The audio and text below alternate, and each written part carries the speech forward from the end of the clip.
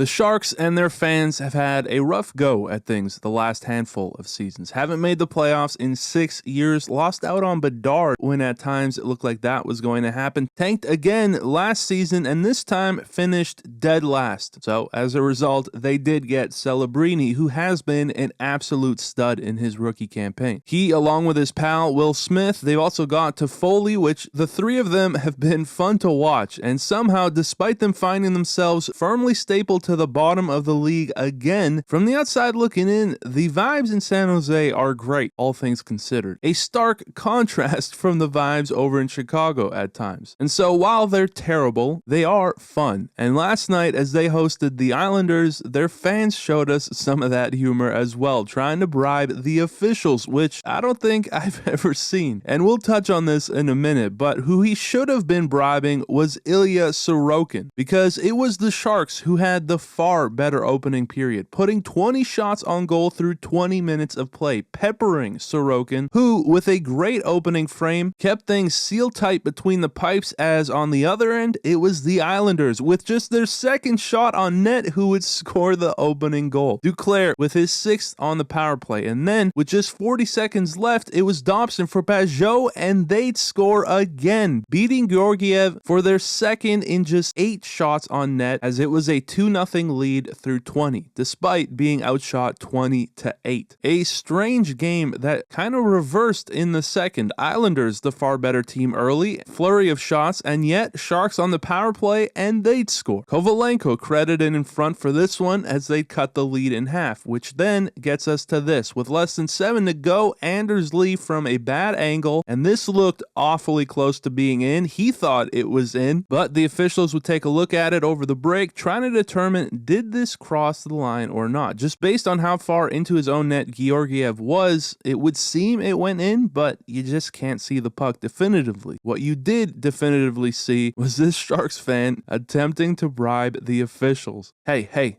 no goal, just take it. We'll call it square if you call it no goal. And in the broadcast, you could actually hear the entire arena laughing, as I assume they saw it on the big screen. It looks like $200, which is a good chunk of change. Well, in San Jose, it's maybe more like 40, but you know. Having said that, it worked. It was deemed no goal, and best of all, they forgot to take the money. So with it, it remained a 1-goal game, which is where we stood through 40 minutes of play. But the third is where we got Sharks hockey, as just a minute 13 in off the face-off, and this time, it's Anders Lee making sure it gets to the back of the net as he nets his 24th. Getting on the power play immediately after, they'd then add to that lead with a Boqvist bomb through traffic to make it a 4-1 hockey game. And with Eklund breaking loose here, nearly being able to cut the lead in half, the Sharks did get a power play out of it where they'd pull Georgiev, and Smith from the top of the circle would indeed cut the lead to 2. Beat Sorokin just over the blocker, but it was just a bit too late. Despite putting up 40 shots on net, they were beat by the Islanders at home 4-2, as their best hope is a shot at the wild card. But yeah,